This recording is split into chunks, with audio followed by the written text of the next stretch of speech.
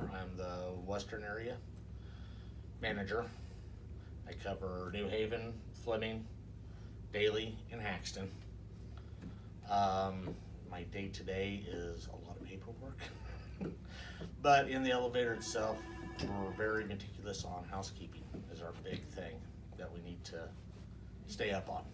Because there are certain rules and regulations that we have to follow to keep it going, otherwise we'll be shut down. I started about 5 years ago.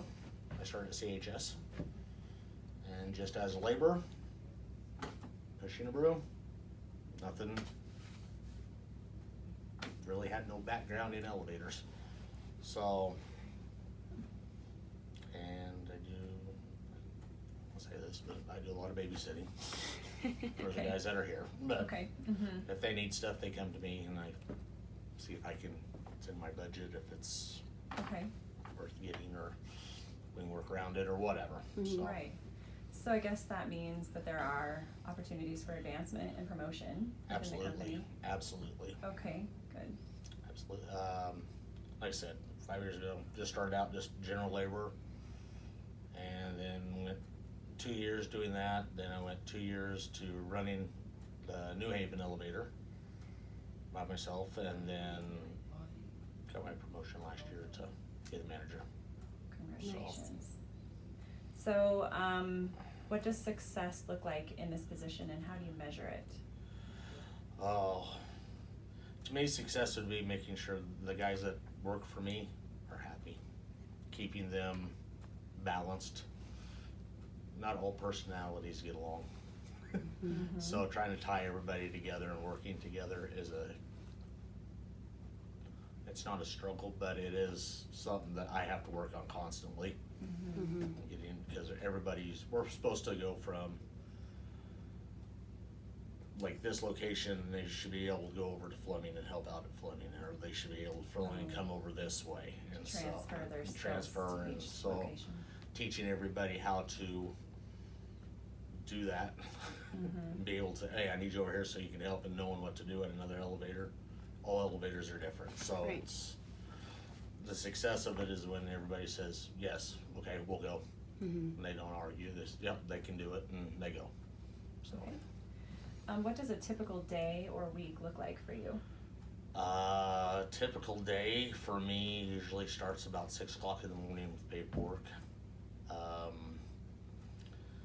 Trying to go to most locations, making sure everybody's okay, and then start paperwork again for me anyway, and make trucks coming in, make sure they get dumped in a timely manner, trucks going out, get loaded and out in a timely manner. The right product in the truck always helps. So and my day usually ends probably about 7 o'clock at night. And by the time I get back home and get the rest of my computer work and Kind of 13-hour day then. 13-hour days. Wow. Okay, and do you primarily work at the elevator, or when you say load, are you talking about like fertilizer or? Elevators only for Okay. me. Okay. I do, like, I even go over to Holyoke and help load the shuttle trains. Okay. So that's kind of where I'm needed. Okay. Right. How did you become interested in this job? I was approached by, it was Rick Unrein and Bob Schaefer. I just happened to walk into the Fleming elevator to pay my gas bill. I had lost my job. I was in the oil field for 11 years. Okay. I was an explosive technician and lost my job, and so I was like, and I just happened to walk in and they said, hey Mike, would you be interested in running an elevator? And I went, sure, I'll give it a try. Right, because that's a transferable skill too, because Right. explosion is We a have possibility explosion with- hazards here, with absolutely, an elevator. which has to do with housekeeping and Right, wow, dust levels. that's awesome. How does your job affect your general lifestyle, especially working that 13-hour day?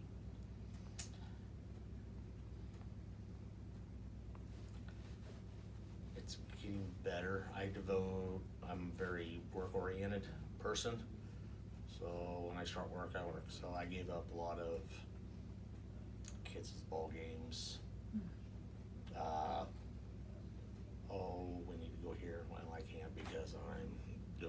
means, so here. So I gave up a lot of personal. Now with my position now, I'm figuring out that there's more time to go do things with the family, and so Easier to balance. it's easier to balance. Heather was very good about, oh, you got train to load in the middle of the night? Yeah, okay, bye. Wow.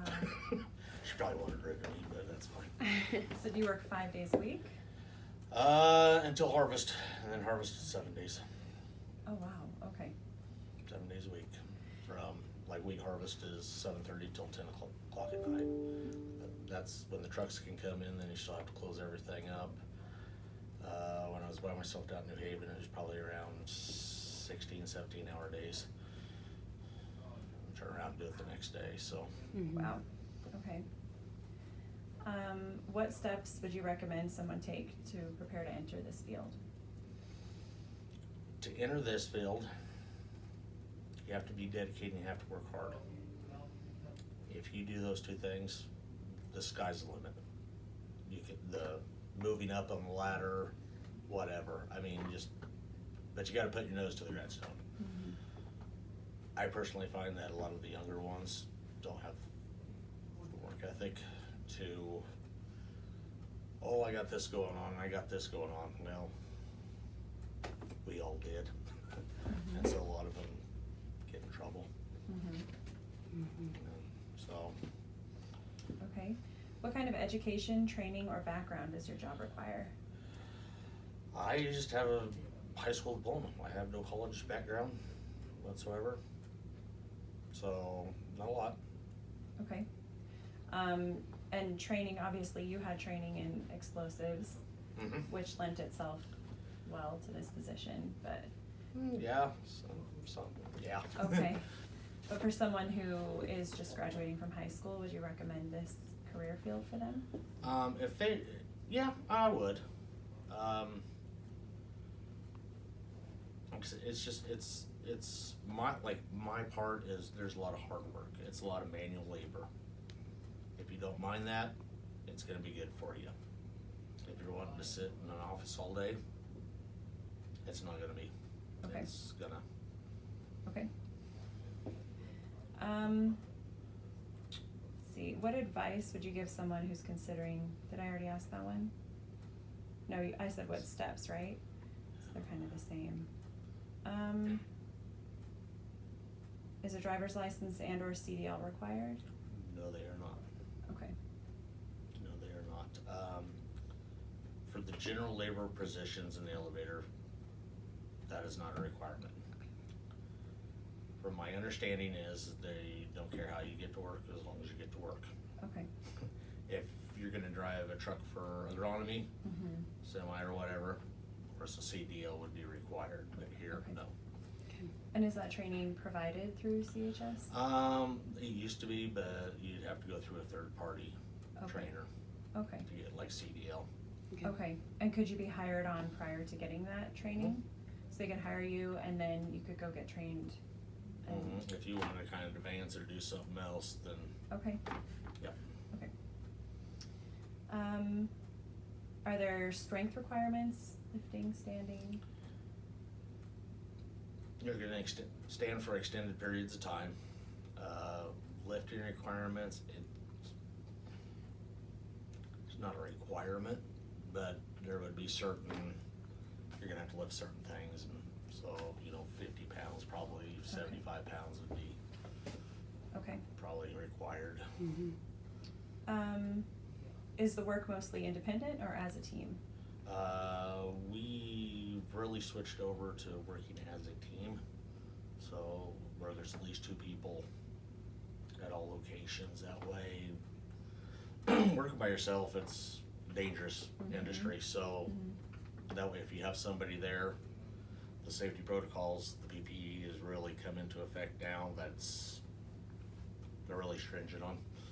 And I have to do write-ups if I see somebody without a hard hat, I see somebody without a safety vest, they don't have the proper shoes on, they don't, gloves. I have to do all that. But so yeah, there's. Okay. And what is the starting pay? And are advancements available, which obviously we know. Job advancements are available. Usually what they start me out at a range is $13.50 to $15.50 for like our seasonal help during harvest and all that. Okay. But, and then there's a yearly review and raise every year. Okay. I don't have any other questions, do you? Mm-mm. Do you have anything else you'd like to add? That's all I got. No? Well, thank you so much Nope, for your you time. bet. Appreciate